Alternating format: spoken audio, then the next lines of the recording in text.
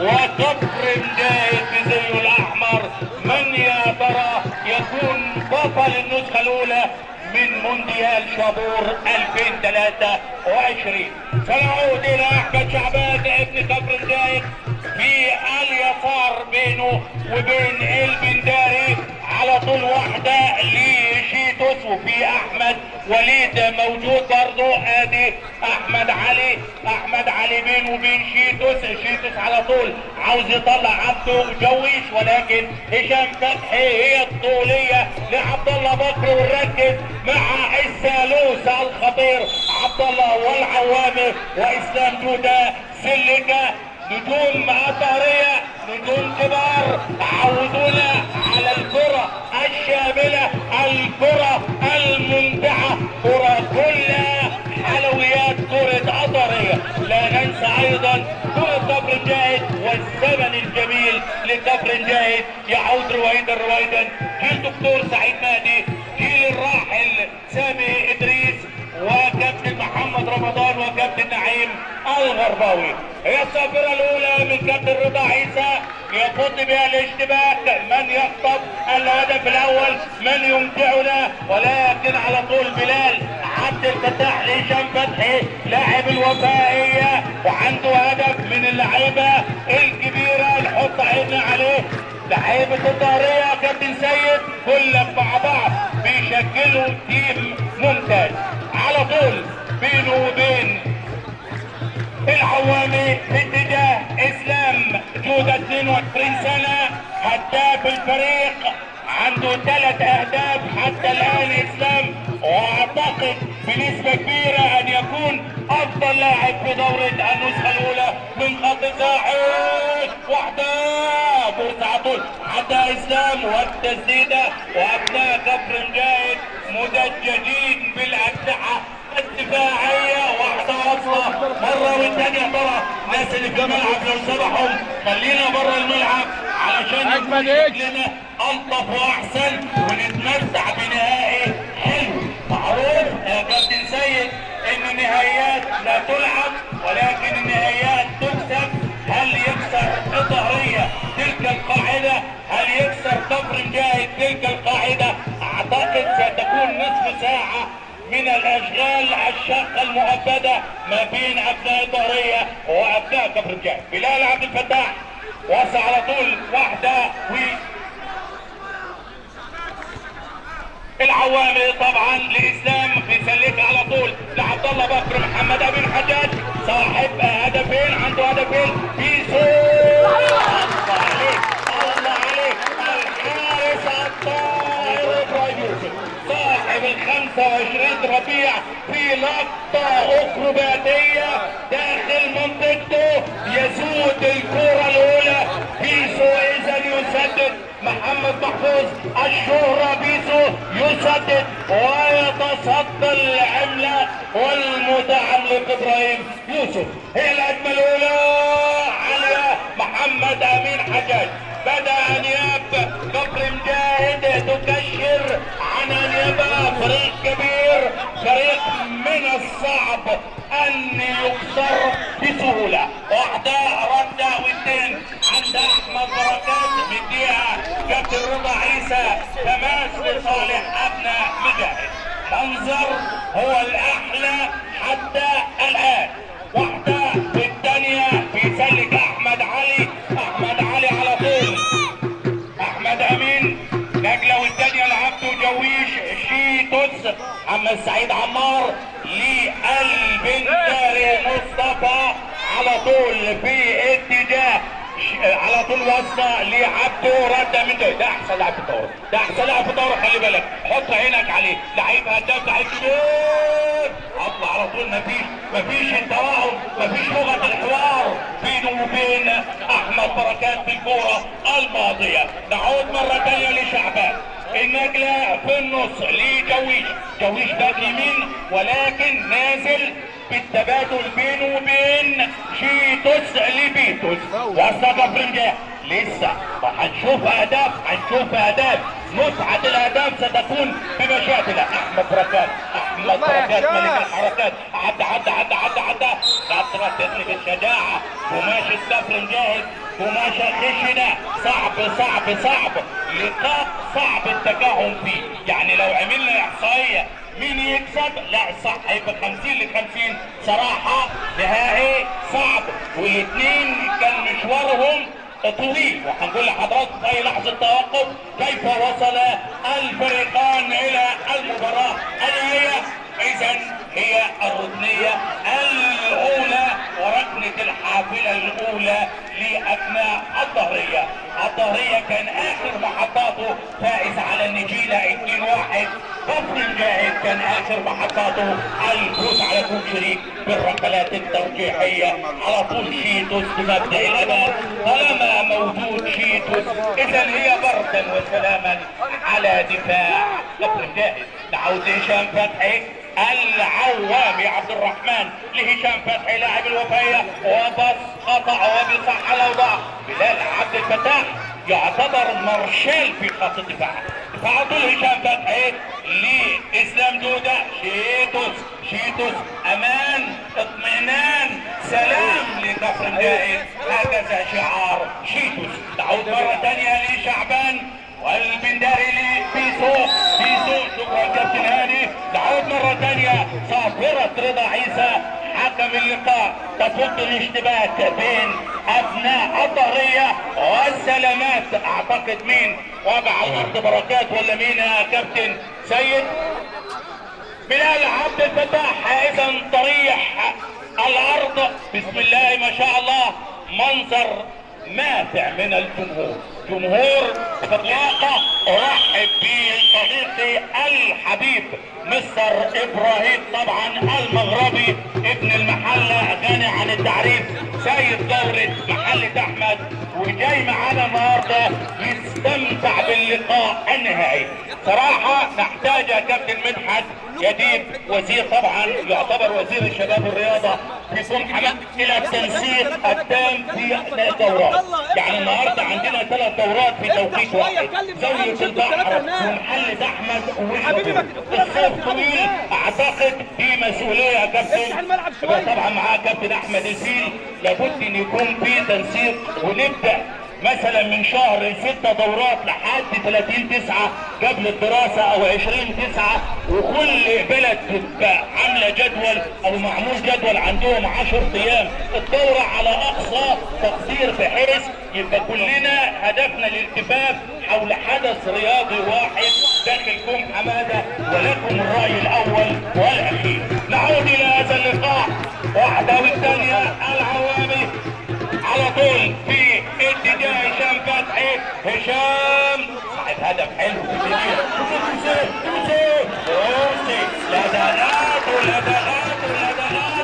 مرسي محمود صاحب 38 سنة وفراشة الظهرية. يخدم تسديدة وتصدى والعروة الحارس احمد عماد صاحب مواليد 2002 مجازا 23 سنة، كان حارس في مدينة كفر الزيات فترة. راجع شيتوس احسن لاعب في خط الدفاع مع بلال عبد الفتاح. شيتوس بلال عبد الفتاح صعب الاختراق بينهم، صعب اي رادار يخترق شيتوس او بلال عبد الفتاح. نعود هي الركنية الثانية لابناء مجاهد. واحدة رد على طول، الثانية لشيتوس. ماتش مفتوح لكل الاحتمالات. هشام فتحي كونتر اتاك مشوار على الخط صعب. امير حجاج معاه محمد امين لعبده جويش. شايف عبده مقيد مش مرتاح لعب زي كل مباراة. ادي واحدة بالعمق لشيتوس، الله عليك. واحدة والثانية عبد الرحمن العوامي وسع طول واحدة. سلك لعيب كبير. حط عينك متع قلبك. حسدك اسلام فتح بن اسلام صاحب ال 22 ربيع ولاعب نادي سبورتنج وفد الظهرية سلامات لشيتوس طريح على الارض حتى الان، وناخد راي كابتن سيد فروح في الخمس ست دقائق اللي اتلعبهم حتى الان. طبعا كل التحيه والتقدير للجنه المنظمه حضرتك استاذ عادل، ولابد ان احنا نعيد الفضل لاصحابه، لان حضرتك كنا من ابرز نجوم البطوله مع الاستاذ هاني او حتى الاستاذ شريف رئيس مجلس الاداره. معنا قامات كبيره. المباراه استاذ عادل مباراه مبهمه مش واضحه تماما، والمديرين الفنيين مدين تعليمات مشدده للاعيبه الفريقين وخصوصا لمفاتيح اللعب. هشام من الناحيه الثانيه محمد لسه ما استمتعناش بالكوره اللي طلعها حارس مرمى الطاهيه، ودي ابرز لقطه في اللقاء حتى الان، لكن عشمنا اللي احنا المباراه مفتوحه واحنا بنلعب في نهايه البطوله. ومع حضرتك التعليق عايز اقول لحضرتك بما ان حضرتك يعني الاعلام الكبير والكبير استاذنا، يعني حضرتك مع التعليق كلمنا عن المفاجآت المدويه اللي حدثت في هذه البطوله وعصفت ابطال اللعبه الكل حماده على سبيل المثال ابو الخاوي ومحمد احمد والنجيله. كلمنا وحضرتك بتعلق على اللقاء ايه اللي حصل وايه الزلازل، ولم يتوقع الخبراء والنقاد ان كفر الجهد او الظهريه يكونوا طرفي الرهان في المباراه النهائيه. اتفضل يا سعد.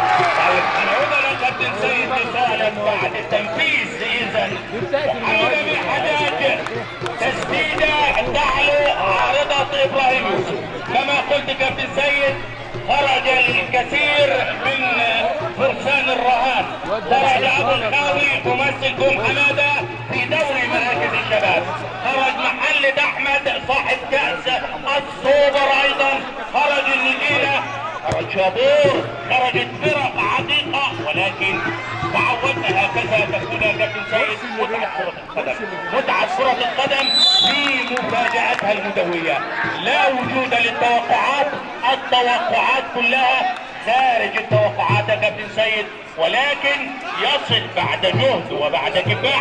يستحق كفر الجاهد الوصول، تستحق الظهريه الوصول بكل امانه وصراحه. كل الفرق دي مشوار كفر الجاهد لم يكن ابدا معبد، فكان شوف الكوره مع بعض عبد جويش واحده هناك بينه وبين شعبان لاحمد علي، احمد علي على طول طوليه قطع عليك، قطع على طول دفاع الظهري، بركات على طول واحده والثانيه هشام.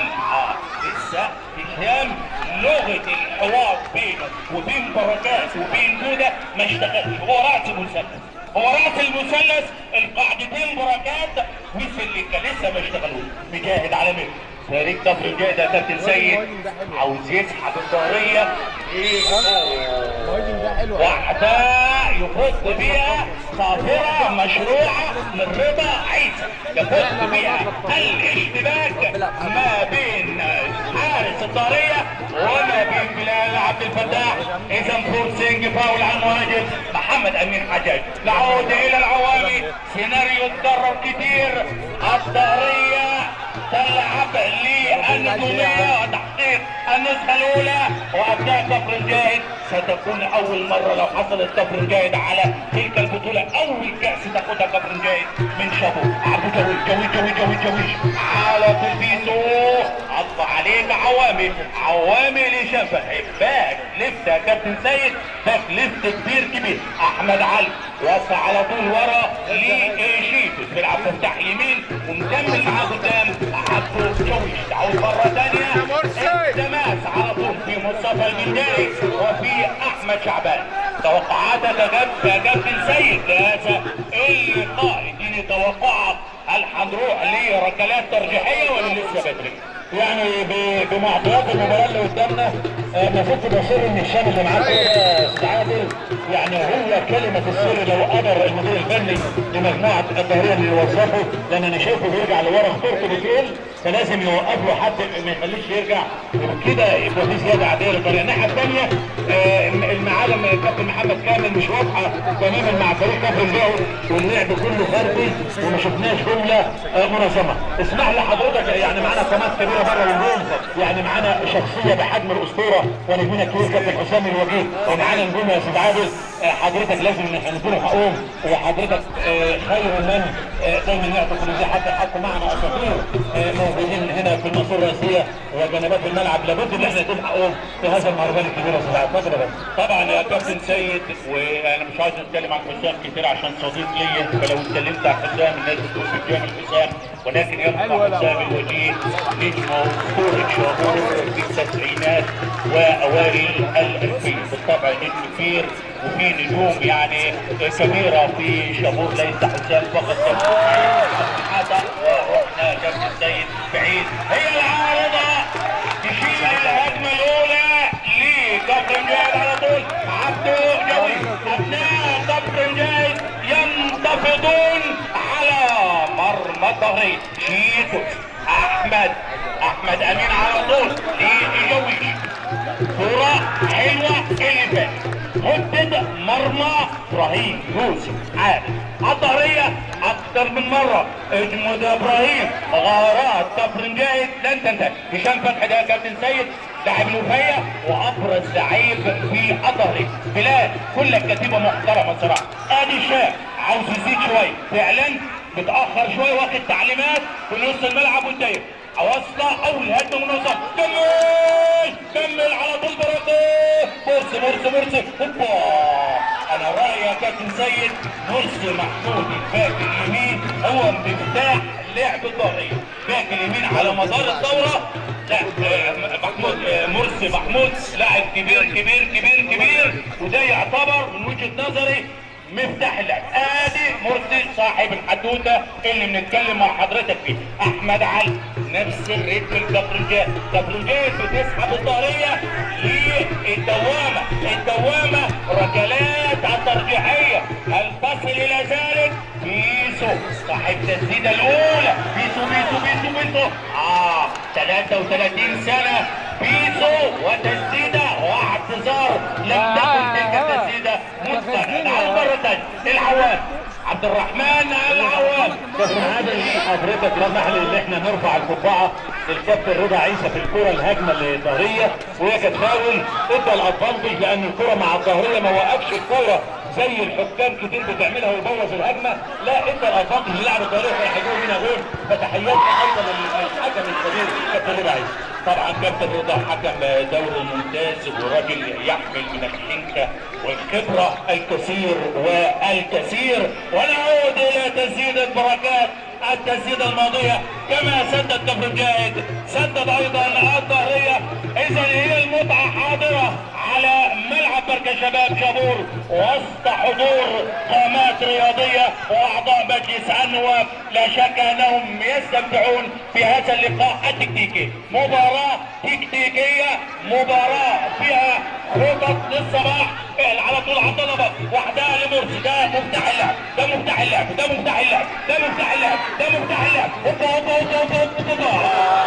التكمله الاخيره الفينش مش مظبوط عند ظهري، النهايه مش حلوه عند ظهري، تفكرني بنهايات الافلام الابيض واسود. حتى الان لا ترتقي الى درجه تهديد حارس المرمى احمد عماد. اذا هدد مرمى شوط اول، رحنا فين؟ خلاص بسرعه يا كابتن سيد واترك لك الميكروفون. بعد صراع كبير في نهايه الشوط الاول اكد اسطوره كابتننا الكبير عادل منتصر لنجح في الشوط الثاني. شكرا كابتن سيد من العزم بكل تاكيد رائد الاعلاميين. شكرا كابتن احمد السيد درويش ابن الظهريه وصاحب التغطيه الرياضيه المتميزه. صراحه كابتن احمد السيد درويش مهندس بدرجه امتياز في الكاميرا. ارحب ايضا بكاميرا الاسطوره رضا علوه التي تغطي جنبات الملعب. نعود الى الشوط الثاني. المهاجم عمله نادره، من يحرز في الشوط الثاني على طول مرسي محمود. لسه مفيش هجمه منظمه، في رعونه، في خروج. اي نعم، شتان ما بين البطل والوصي، ما شتان. التاريخ يتذكر الابطال وينسى الاوصاف. هكذا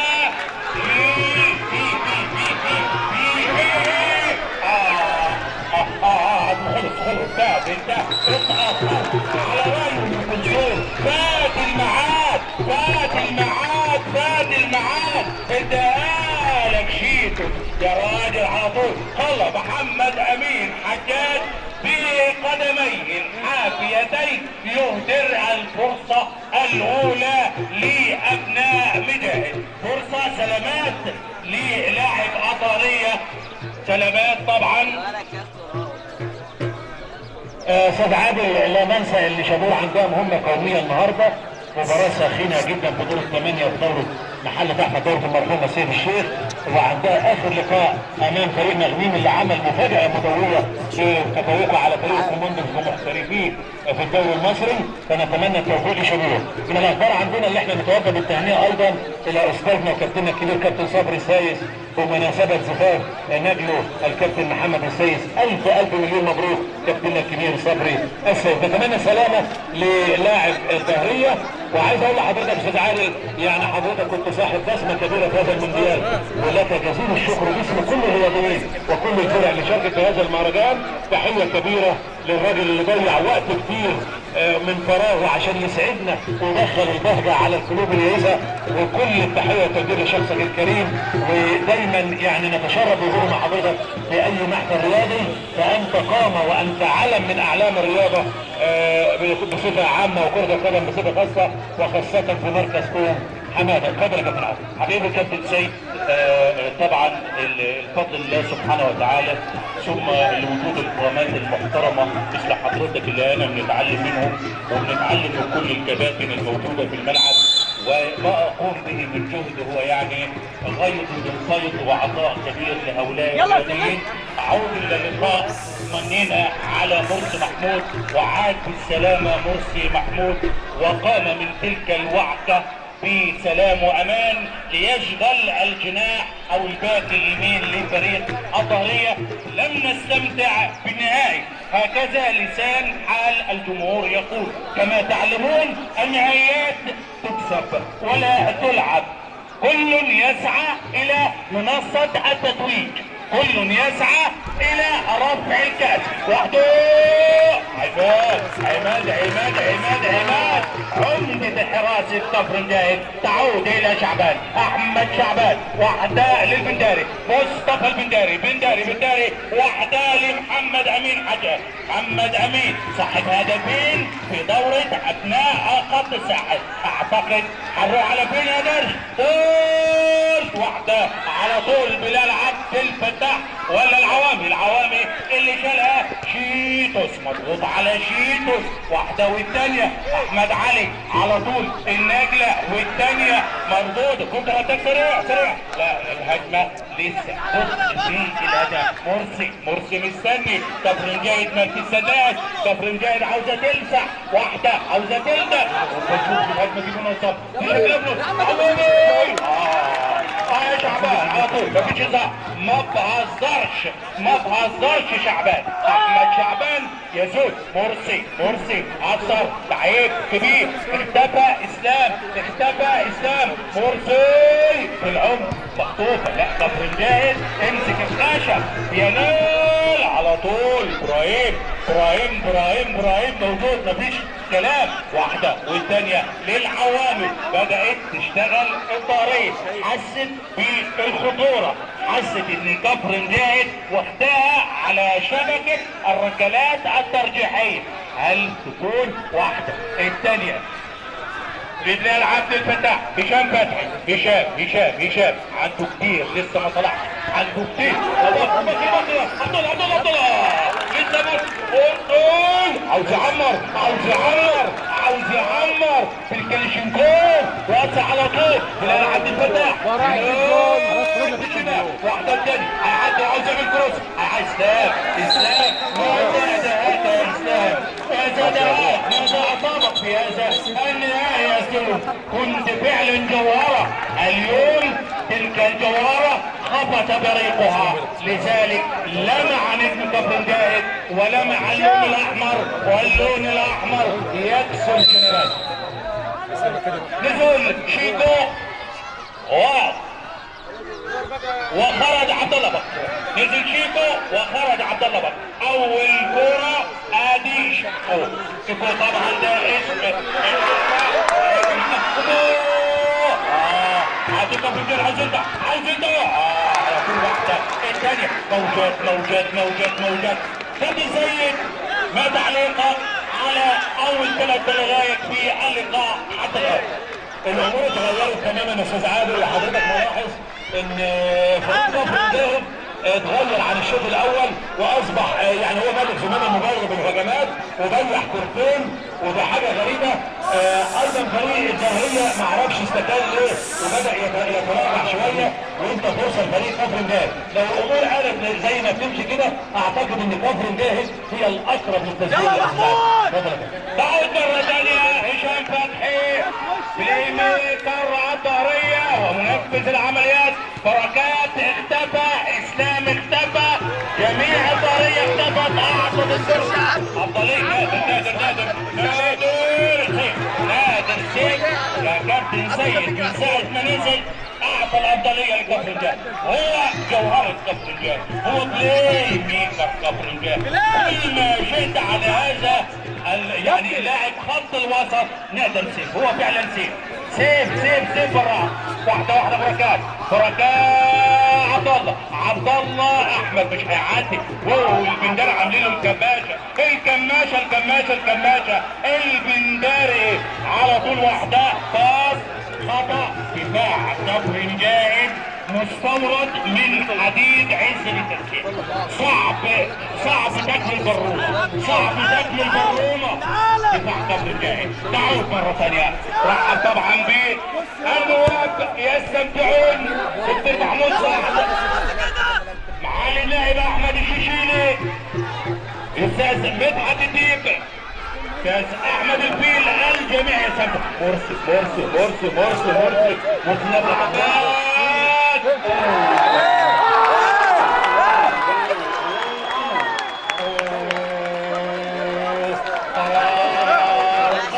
على ابناء مجاهد. القرار القاسي هي القشه التي قسمت ظهر العين، هي القشه التي قسمت ظهر كفر الجاهد.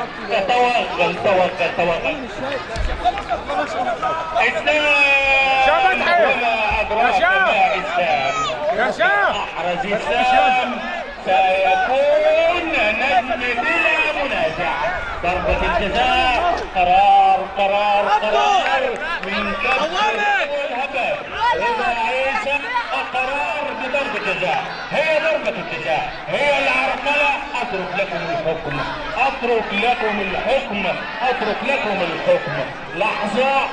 لحظة فارقة في هذا اللقاء، محطة فارقة في هذا اللقاء، هي ضربة الجزاء. من ينفذ؟ احمد عماد حارس مجاهد بين انياب اسلام جودة 22 سنة 3 اهداف. اسلام تنفيذ.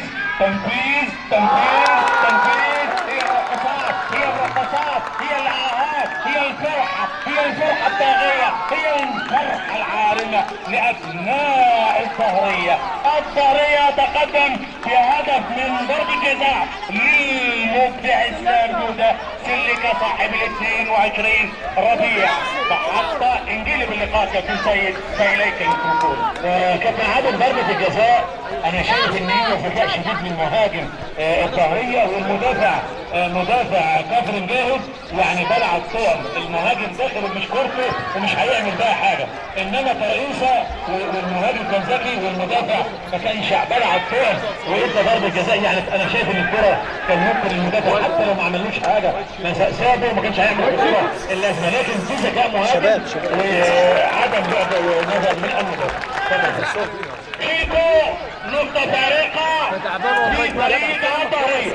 بركات بوعي ملك الحركات على طول دبس كفر الجاهد بضربة جزاء. هو البركات هو المسبب لضربة الجزاء والمنفذ اسلام جودة، وهدف لأبناء الظهرية. ماذا ستفعل في تلك الورطة أبناء مجاهد؟ هل تعود بالتعادل؟ ما زال واحدة ما زال بيبعد هشام فتحي لاعب الوفائية، بيبعد من بعيد. اللي عمل نقطة التحول هو شيكو لاعب العاب دمنهور، لاعب كبير. نشوف دي مع بعض. محمد امين على طول واحدة والثانية، نادر بيكمل، عاوزين يكمل واحدة داخل الصندوق. لا ابراهيم بوتشر جزار كل ما شئت عن هذا الحارس، حارس هنشري، حارس خفاش، حارس طائر. واحدة طولية، لحظات فارقة في اللقاء. من بطل النسخة الأولى؟ شيتوس. كل كفر جاهد في شيوخها، في كهولها، بشبابها داخل نصف ملعب الطهي. العود. الله عليك يا سولو، الله عليك يا سولو، الله عليك تسلم رجليك في الكرة حلفة طولية في النص. دفاع خرسان الظهرية. زيادة. مين اللي عمل الزيادة دي؟ هو شيكو اللي نزل غير التكتيك. مرسي، بلال هيدفع في تحت فرصة متأخر مجاهد، متأخر تحت عبده، متأخر اعتقد عبده متأخر. فات الميعاد في الكرة اللي فاتت عبده. ردة الثانية الظهرية، عاوز يلعبوا طولية الانجليزية. هي الطولية الانجليزية. شعبان موجود مسمار في خط الدفاع. نعود مرة ثانية. هل تكون الظهرية كابتن سيد هي بطلة النسخة الأولى من دورة أبناء خط الساحل، وتكون مجاهد هي الوصيفة؟ يعني سبحان الله.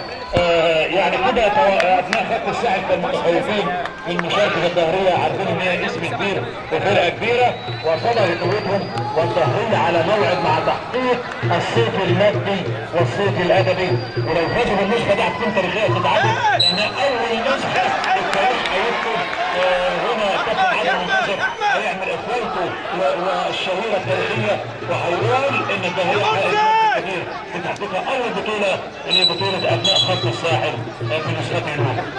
تغيير لابناء الظهريه في خروج عبد الرحمن العوامي ونزول مصطفى الجوهري.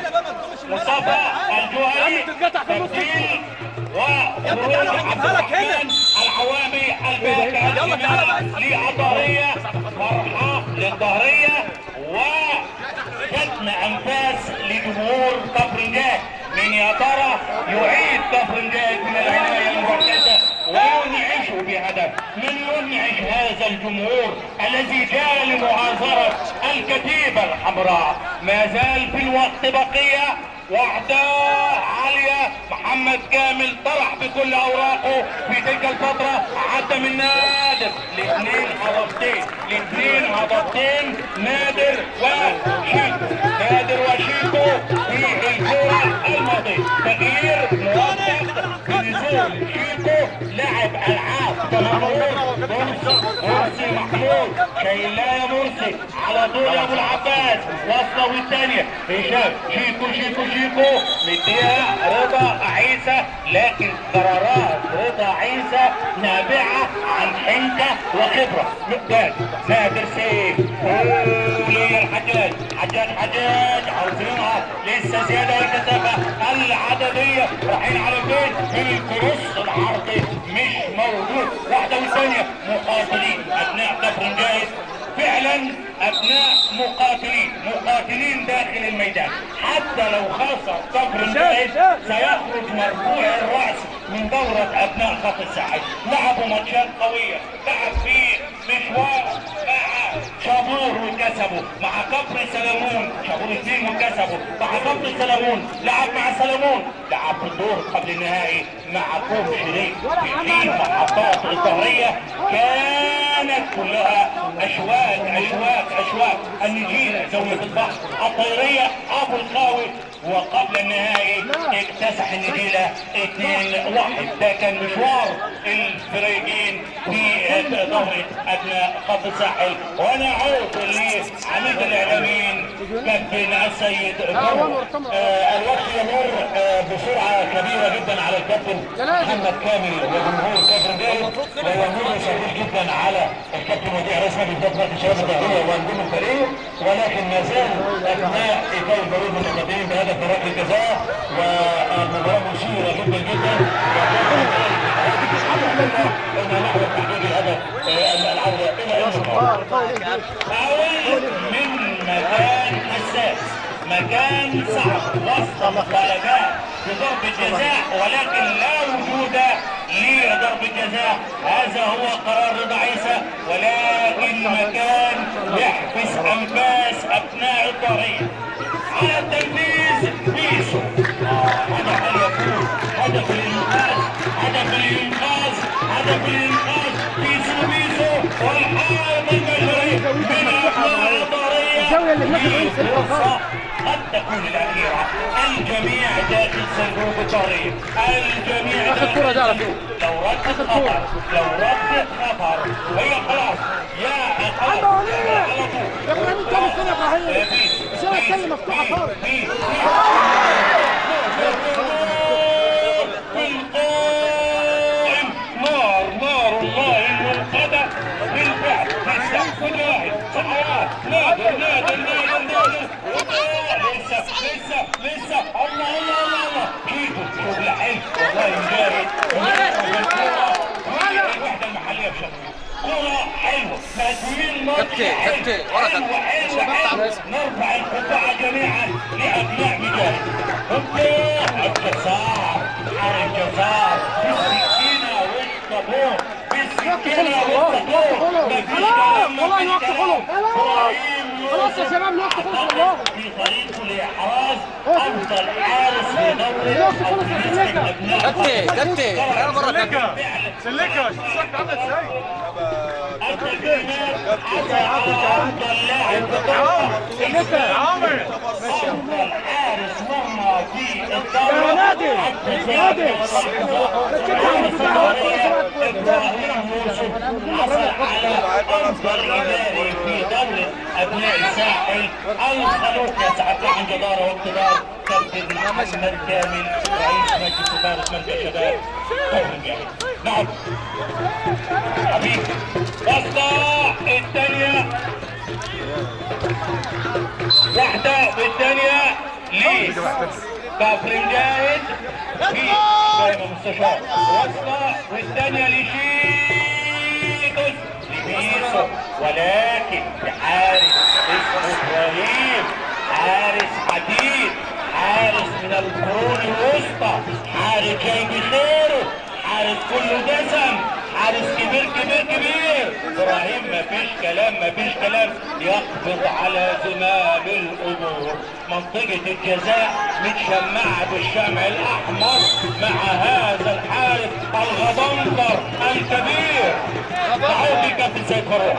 اعتقد يا استاذ عادل ان الكره الضربه الحره اللي اضاعت يعني انا ما شفتش مجريات البطوله كده. اجمل لقطه في الدوره كلها. اعتقد مفيش كوره جميله زي اللي حصلت دي، وحضرتك طبعا انت اعلام الدوره الاول تكلمنا عن الكوره دي. انا بفتكر اجمل لقطه في البطوله كلها، وما كانش عندهم حظ كفر جاي ان الكوره تثبت في العارضه وما تخشش هدف العوده للقاء. لا اتفق معك، كفر جاي تقدم مباراه نهائيه، افضل مباراه تلعبها كفر جاي، ورغم ذلك حتى الان خسرانه هذا اللقاء بصراحه. كل ماتشاتهم كانت دفاعيه. هذا اللقاء لعبوا ماتش كبير والطاريه هي من تدافع. سبحان مغير الاحوال. لعبوا ماتش لكن الطاريه صراحه فريق تكتيكي، فريق بتاع دوار، يعرف ازاي اللدغه ولعبت في الدفاع. صعب كفر جاي، ولكن كل شيء جائز. شيتو لعيب كبير يا كابتن سيد، لعيب كبير. ولا الحجاج بن يوسف الثقفي لو كان خطفها محمد امين. نادر كان المفروض ينزل من الاول، من اول اللقاء ينزل نادر لعيب كبير مش عارف وجهه نظر كابتن محمد وكابتن عصام محمود في احتفاظهم بالثلاجه في هذا النادر. كنادر وجود لعيب كبير يعمل لك افضليه، يعمل انتشار في نص الملعب. لا تعتذروا من الشوط الثاني، ضيعت مجهودك. لو نزل من اول الماتش اعتقد كان الوضعيه كانت عكس ذلك. من الحركات ملك الحركات في تلك الدوره. نعود الى نايم هناك في الجزائر. الطاريه بطلا للنسخه الاولى. ارض لك